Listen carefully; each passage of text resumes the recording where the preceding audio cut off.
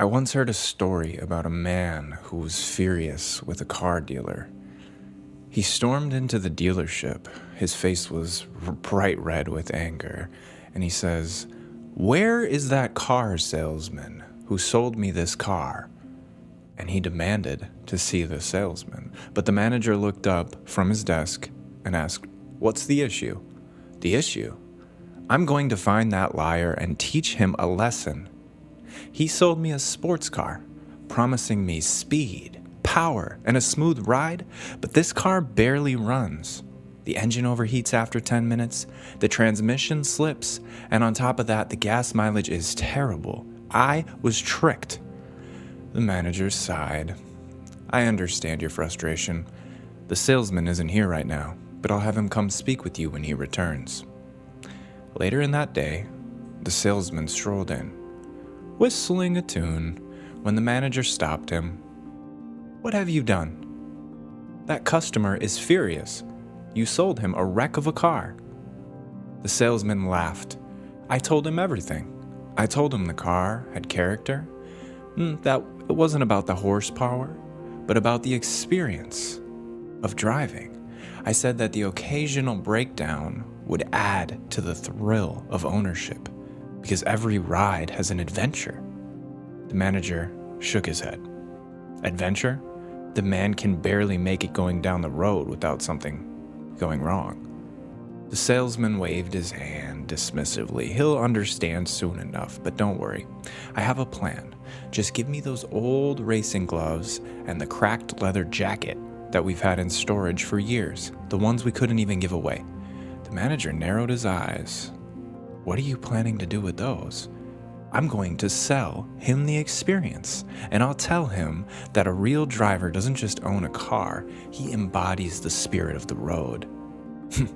That this isn't just a vehicle, it's a statement, a machine meant to be tamed, not just driven." The manager sighed. "Good luck. That guy is furious. You're playing a dangerous game." And about an hour later, the salesman returned with a big grin on his face. "Sold," he announced. "You sold him the jacket and gloves?" the manager asked, incredulous. "Of course. I told him that when he wears these, he'll become one with the machine, that only true enthusiasts can appreciate a car like his. This isn't about reliability, it's about the art of driving." And he walked out feeling like a legend. The manager groaned. But what happens when he realizes the car is still a piece of junk? "Well, that's not my problem," the salesman smirked. "By then, he'll either convince himself that all the breakdowns are part of the experience, or he'll come back furious again, looking for something better. And when he does, I'll have a new illusion to sell him." And your mind is just like that salesman, because it keeps selling you new dreams, convincing you that the next thing will finally bring you fulfillment, and you fall for it over and over and over and over again. It tells you that if you had the right job, the right relationship, the right possessions, that you'd finally be happy. But when you get them, the illusion fades and the mind already offers the next pursuit. It's the greatest trickster.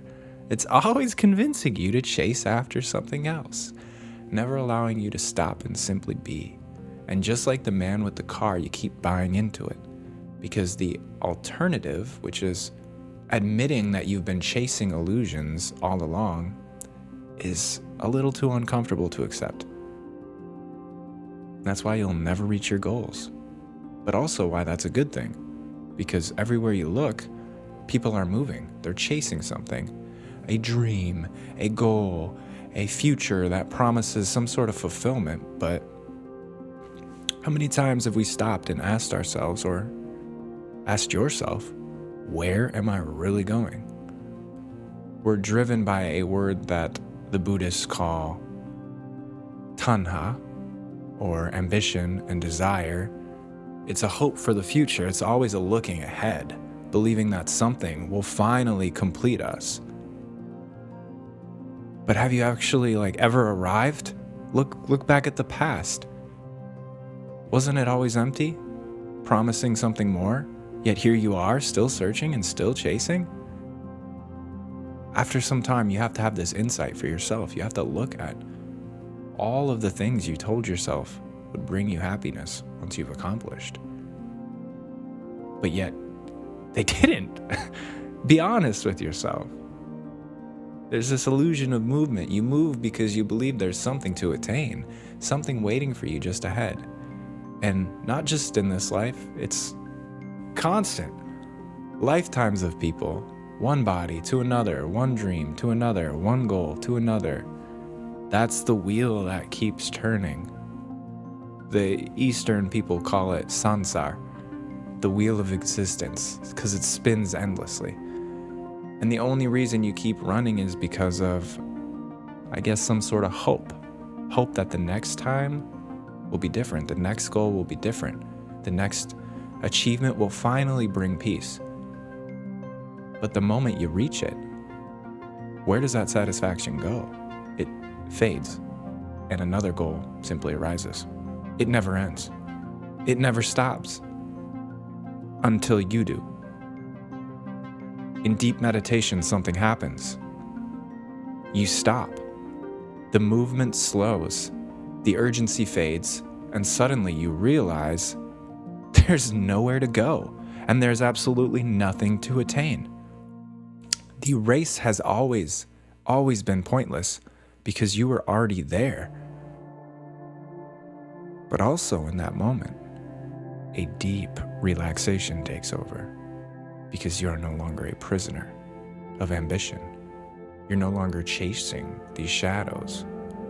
And the mind, which has always been moving, finally comes to a rest. This is what meditation is. It's not a technique. It's not a method. It's just simply the absence of movement. A state where you are no longer pulled by desires, by longing, and the endless illusion of tomorrow. This time is a lie. We divide time into past, we divide it into present and future. But this is an absolute illusion. Time only consists of the present. Mind, however, exists only in the past and only in the future. Because the past is a memory and the future is imagination. But where is the present? It's the only thing that exists.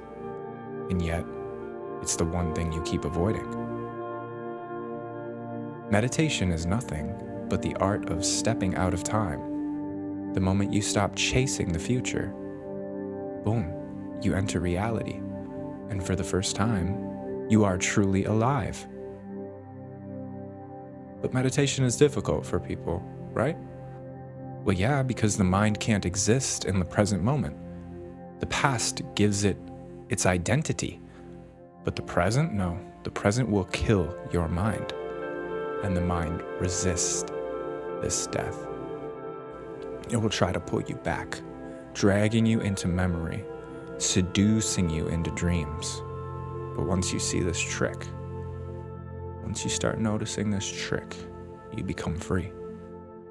The moment you stop moving, the moment the mind disappears and you awaken, what you thought was you was just the chatter of the mind. And then something new emerges, a silence, a clarity, a presence so vast, so deep, no word could touch it. Even religion is a trick of the mind. When people become disillusioned with worldly success, the mind invents a new goal. No longer chasing money, now chase God. No longer seeking power, seek enlightenment. No longer dreaming of riches and wealth, now dream of heaven. But what is heaven?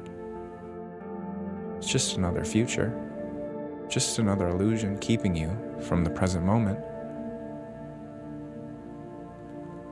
I'm no atheist, but there is no God, simply because I refuse to let my mind create another goal to chase.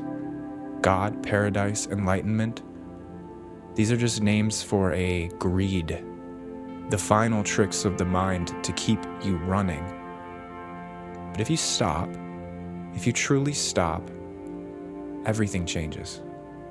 And when you stop completely, something unbelievable happens. Agony turns into ecstasy. Misery turns into peace. Despair turns into deep contentment. And for the first time, you realize existence itself is enough. There is no need for another goal. There's no need for movement. There's no need to become anything because you are already complete. A tremendous gratitude starts to arise, not towards any God, not towards any person, just a silent, overwhelming gratitude for existence itself. When we were doing an awareness walk, someone said, during the walk, I stopped moving. There was no need to move, no goal anymore. And this is the beginning of something extraordinary. Because all your life you have been running, but now you are discovering the art of stopping. Go deep into it. Let the stillness consume you and let every illusion of movement just fade. Because the moment you stop, you awaken. And in that awakening, you realize the home that you've been seeking was within you all along. This is freedom. This is meditation. This is the end of the search. And in that ending, everything begins.